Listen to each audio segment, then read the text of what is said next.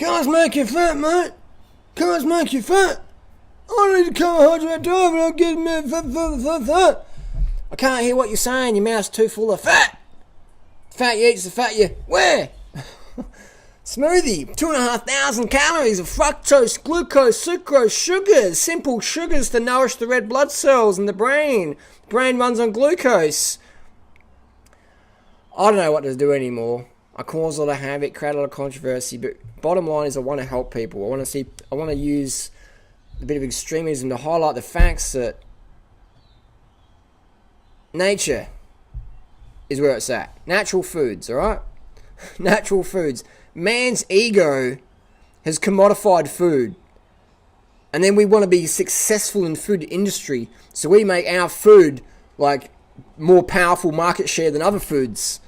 So you got the meat industry, dairy industry, ego, just like trying to muscle on in and make other food industries look subpar. Think about it. Step back and think about it. Calm the fuck up and see what's going on. It's the ego in the food industries. You got the evil and you got the greed, but it's the ego wanting to dominate.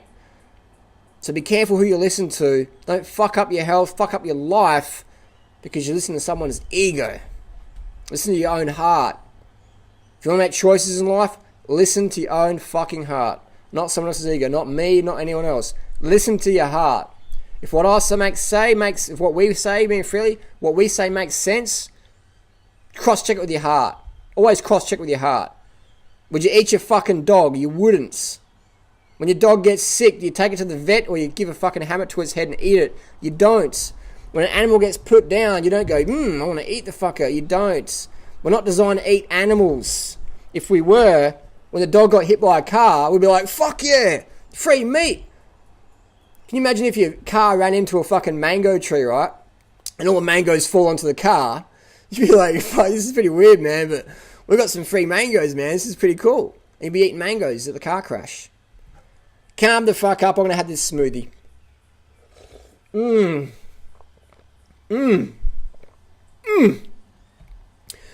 going to call this smoothie oral sex. Because it's very pleasurable. It's very good.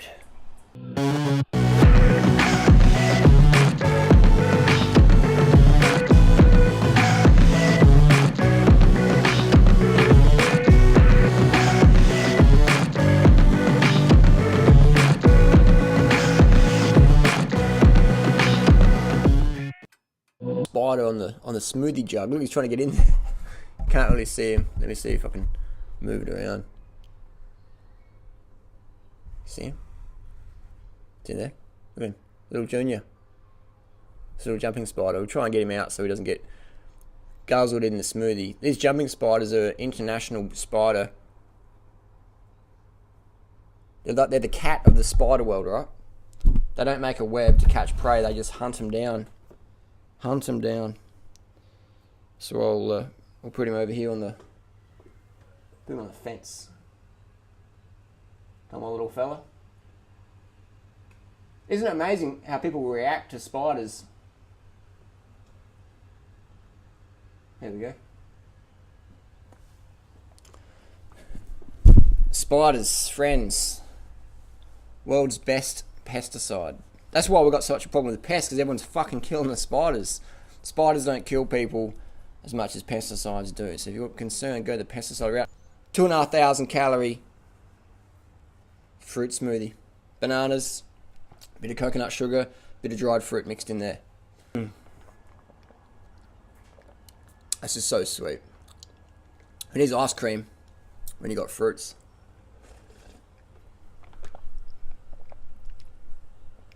You can taste the calories in that. That's fucking good. A lot of fruits people eat, there's no sugar there. There's no calories. So people eat it for a bit, eventually just hit, boom, just hit exhaustion. Because they're not getting enough carbohydrate calories to sustain their lifestyle or the lifestyle they would like to live. Often people say, I can just eat 1,500 calories a day. That's all I need. If that's all you need to live the lifestyle you love living, for sure. I wish I could live on 1,500 calories a day. Save money on food, save time on eating. Be great. I wish I couldn't eat at all. But actually I don't, because I actually do like eating. But you know what I mean? You know what I mean? I do like eating. I've got to say, eating is fucking enjoyable. Especially when it's tasted like this. Hang on, I'll sip. So all of the digital scales, they should be coming soon. Because people like to go the thumbs up. So we're going to get the digital scales. Weigh everything out, take photos of it, video, whatever. Be even more objective. Whatever objective stuff you want me to do, post it down below. I do browse comments, but obviously I can't read everything or reply to everything, but I do, get the common gist of what's going on. So please post it down below what you want me to do, and we'll do it. I have been having some problems with my computer, so some of my videos are exporting, and then I have to do it again because it's fucking up. This MacBook's getting worn out. I'm going to probably take it in today to try and get a service on it. Get it sorted out. Cool shirt from Nick Nutrition. How's that, eh? Carb the fuck up. 80-10-10. Sleep water, sugar. Fruit's your friend. And it's got the vegan shirt that I normally wear. Hilarious.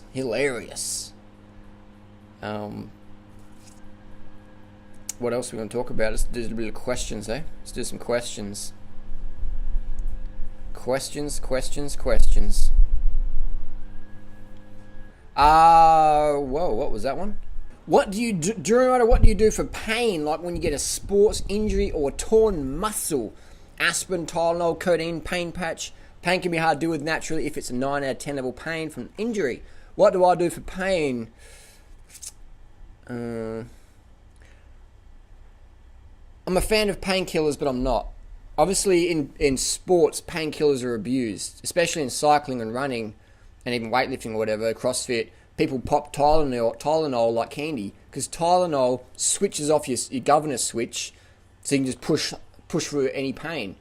Not so much just injury pain, just pain in general. The burn of the legs when you're smashing up a climb or in the sprint. So people are popping painkillers to be able to run further or faster or whatever.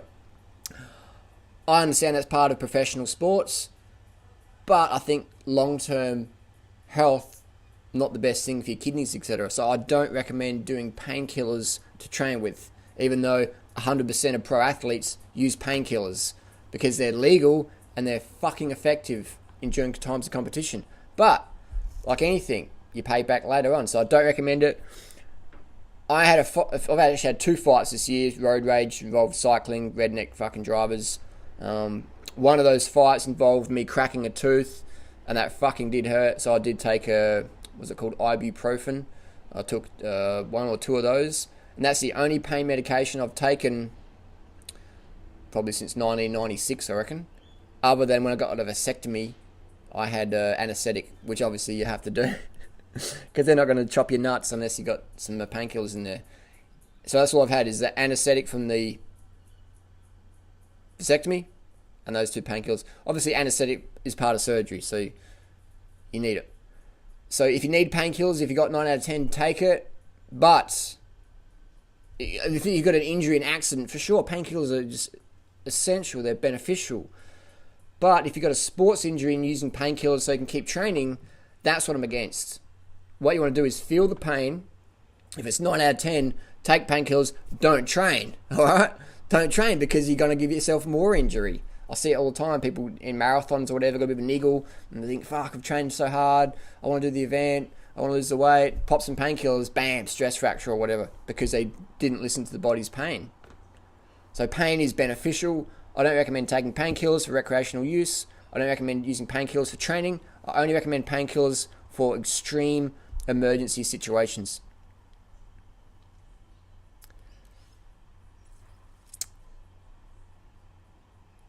Someone says here, pasteurized nuts are not cooked food, Harley. Last time I checked, pasteurization involved cooking things. Isn't it amazing what people want to hang on to? Stop making your own definition of raw. It's making you sound stupid. Every single raw labeled nut and seed I bought sprouted. Bullshit. We have my choice in the bin section as raw or dry roasted, and you can see the difference when comparing them to solid. Stop saying they're all cooked. They're not. Look,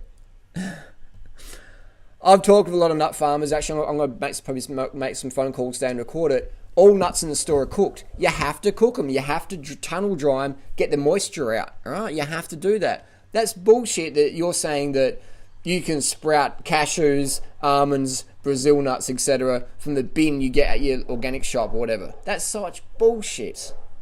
You know, that's such bullshit. All you're doing is just saying that so you can pretend I'm still 100% raw because you want to have a label on yourself, which is great. I recommend labels because labels describe what you're into and stuff. So I recommend doing labels. But don't try and fudge the label because you want to be 100% raw and feel like you're better than someone else. Oh, you eat 99% raw. Like, you're Australia, I eat 100% raw, even though my nuts are cooked. I eat fully raw diet, even though my nuts are cooked. They are. They're fucking cooked, which is fine. I still eat some cooked nuts now and then. But my gripe is that people say, I'm 100% raw, Durianriders Philly. They're not. But you're eating cooked nuts. Or you're eating miso, which is fucking cooked. I know it's not. It's like it's ferment. It's fucking cooked, man. I'll put $100,000 on it. Miso's cooked. The salt's heated up when it gets refined. The ingredients are heated up. When you cook things, you extend the storage life. You stop things going moldy as fast. So cooking is what companies do. They have to do it. So all your nuts in store, cooked. The only nuts you're going to get raw are the ones you pick from the tree yourself, or someone else picked them for you, and you eat them, and you're like, wow, these taste really astringent and weird. The rest of them, cooked, 100%. But things like flaxseed and chia seed, they're easier to get raw. They will still sprout. But it is funny, pasteurized nuts are not cooked. They're cooked, man. They're cooked. And again, it's fine, but this is for the people who want to be 100% raw, which no one fucking is. I don't know anyone who's been 100% raw longer than 3 years. Do you? I don't. I don't. And again, it's not a competition. It's not saying whatever, but people want to make it a competition, and they're the first to critique Durianrider food and say, oh, they're not 100% raw, they're not worthy. But they're eating fucking cooked food themselves. How does that work? I call it hypocrisy. Are you not worried about getting enough cholesterol?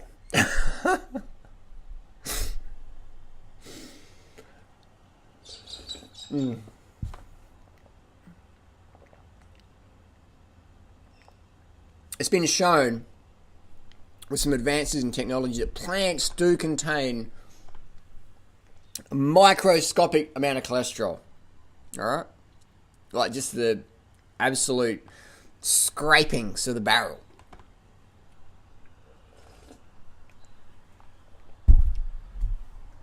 Here's the thing though.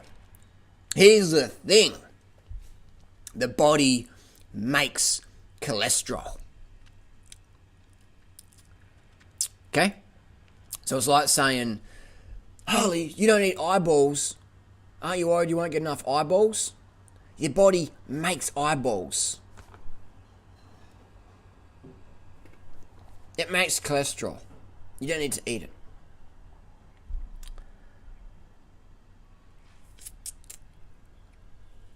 Love hearing all the birds. I wish I was warm in Australia. It's 24 degrees here Fahrenheit. Of course, love the discussion as well. Glad to be awakened to the nut scam. The nut scam. I'm fully raw, but I eat cooked nuts. Doesn't make anyone a bad person, but it is entertaining to see what's coming out, isn't it?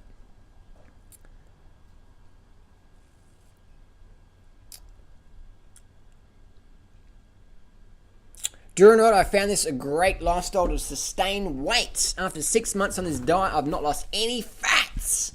I'm an avid cyclist. What do you recommend to start losing stored fat on a high carb, low fat diet? I don't know.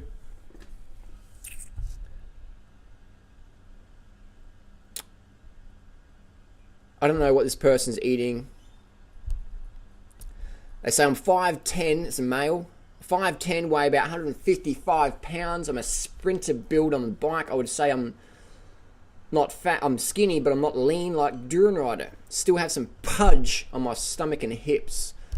Well, 5'10", 155 pounds, pretty light. That's pretty slim. But if you want to have the Auschwitz face, and the abs and stuff like we do, and the veins and the the fucking sinew and shit, that's going to take a bit of time. This level of emaciation, it takes time to get there, you know, and all the, you know, the definition in your shin bones, and you can see the cross muscles and stuff.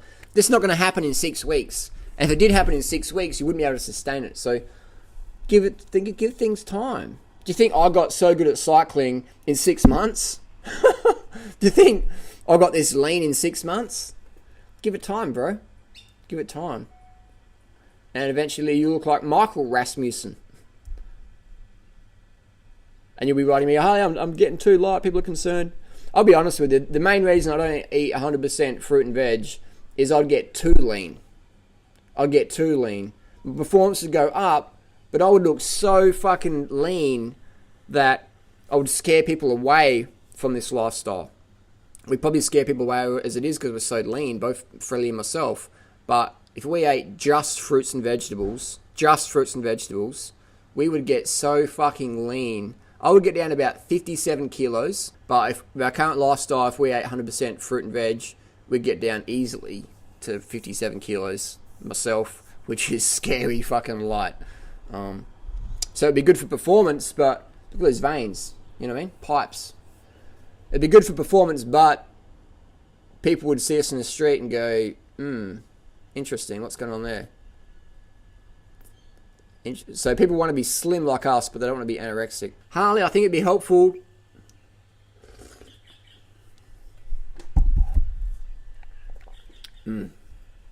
Sugar. Harley, I think it would be helpful to give a thorough explanation of how our body utilizes glucose for energy in scientific terms, for example, processes such as glycolysis, gluconeogenesis, ketosis, etc. I feel that people find it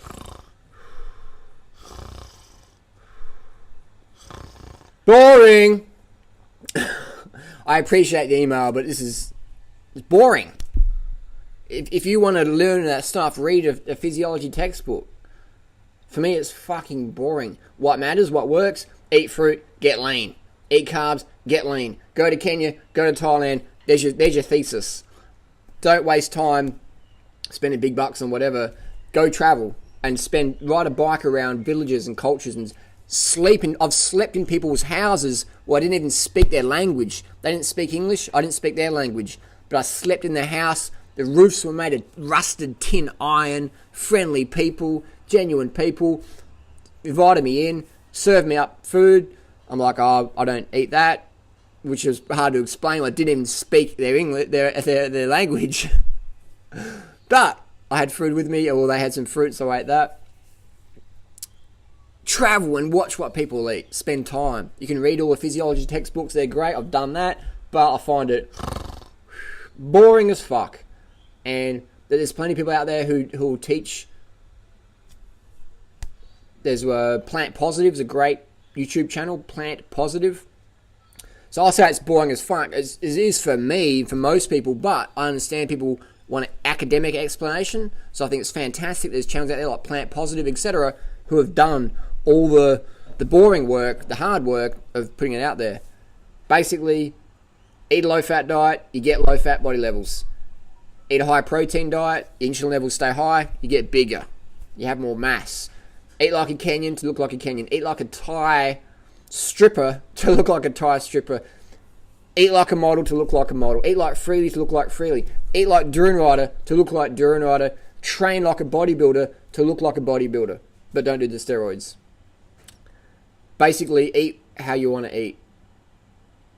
And that's why we're being transparent. A lot of people go, I want to eat like such and such, but you don't know what the fuck they're eating because they won't tell you because they're not proud of what they eat. They wouldn't make videos like this because it'd be too honest and they're not into honesty.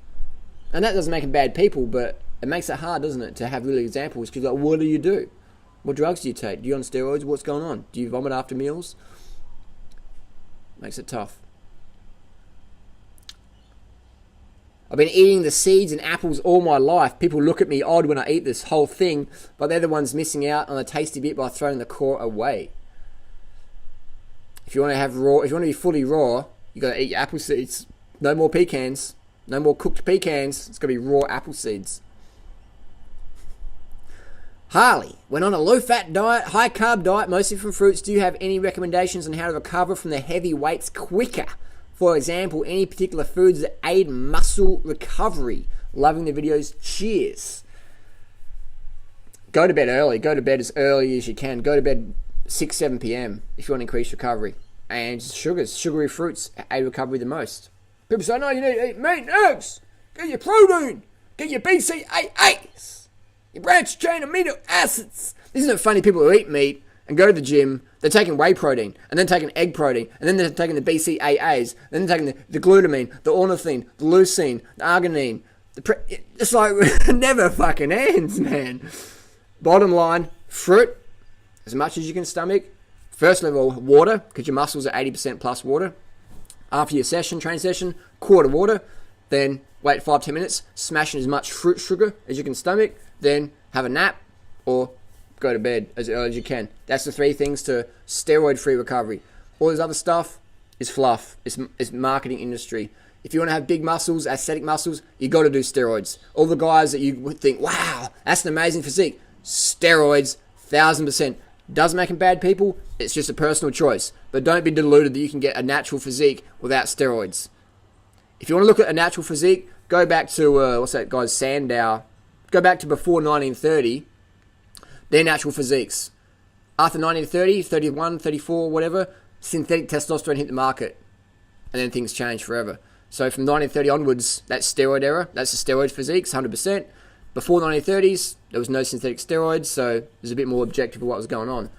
That's a natural physique. If you look at the old sculptures or whatever, of the Spartans or whatever, you'll find they're very skinny guys. They're very, like, if you were a Sparta, you were fucking pretty emaciated compared to the guys now today that are on Men's Fitness cover or whatever.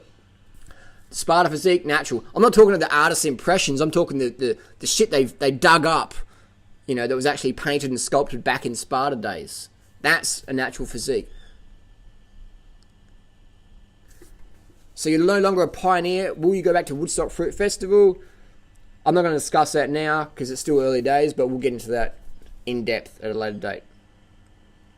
Please discuss the idea of brain glands, hormones, natural steroids in the body, etc. Suffering as a result of not having enough essential fatty acids or other lipids in an 80-10-10 style diet in depth. I can't find much science on the subject. What you need to do, though, which has never been done, which never will be done, is a double-blind, randomized control study with a bit of maybe placebo in there as well. And you need to do that for probably 10 years to really have an objective answer. Otherwise,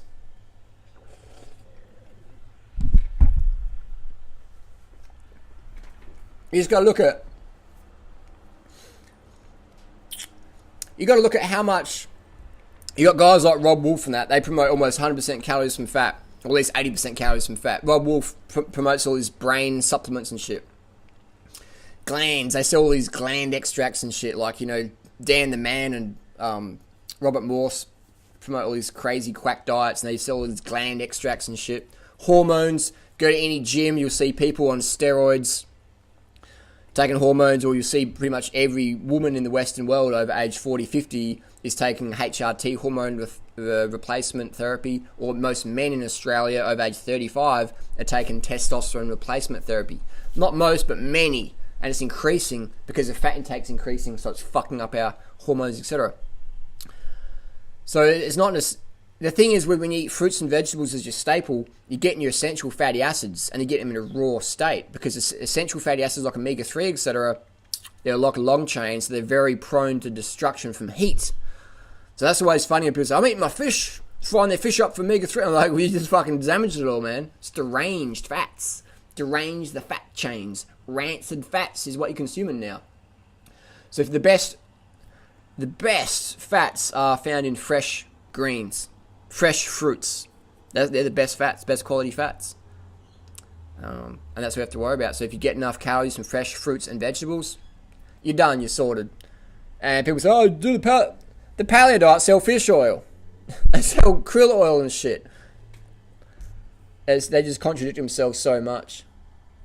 Is there any point in putting a power meter on a beach cruiser? I literally just cruise around. I ride about 10 or 15 miles around my hilly neighborhood, running errands a few days a week.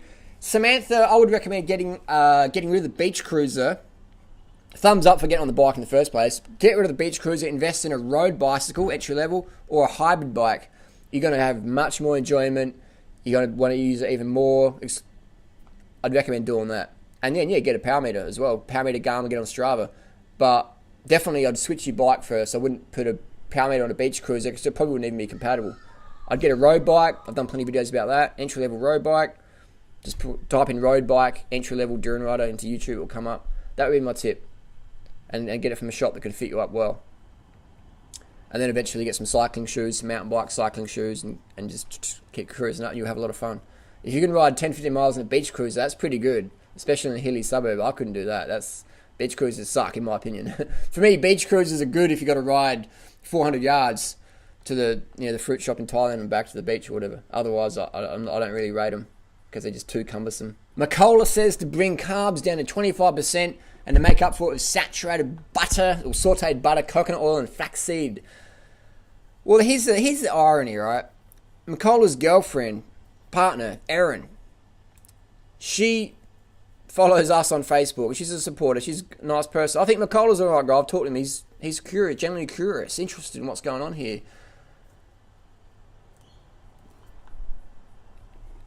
If you go on social media and you look at the demographics of who follow myself or Freely, most of them slim, attractive women of all ages, from 14 up to 80 or whatever.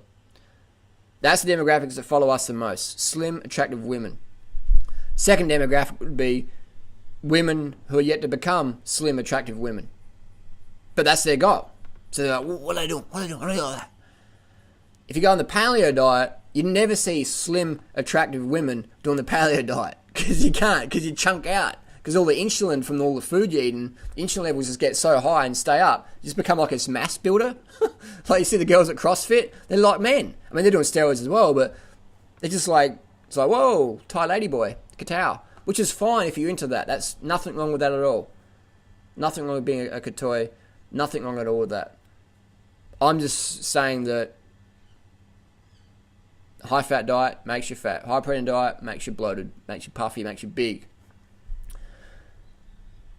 We don't have anorexics following us because they want to get fat. They want to stay slim. So that's why we recommend anorexics get enough calories so they don't fuck up your health. And you can have a slim... I mean, a lot of anorexic girls are going, fuck, what have I done? I've starved myself down to a bag of bones. I look like a broomstick holding up a potato bag. I don't want to do that anymore. I want to have a physique like Freely, which is still pretty slim, but it's not unhealthy slim. And I want to move up to that.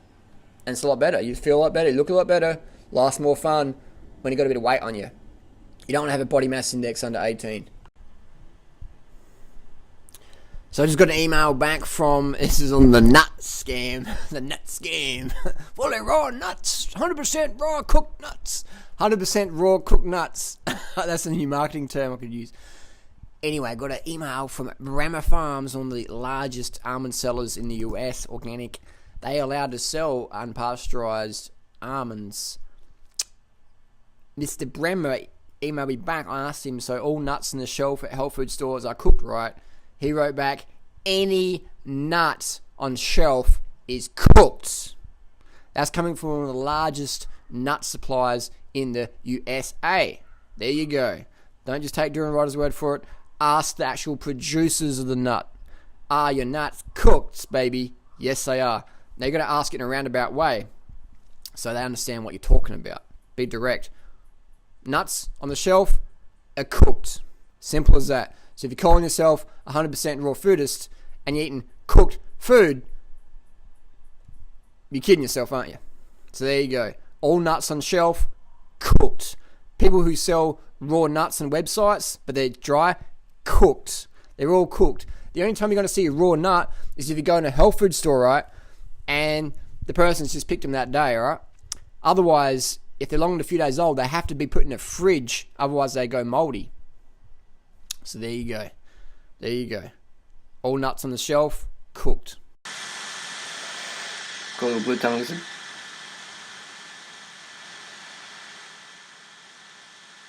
Just gently holding them, not too straight. Little tongue.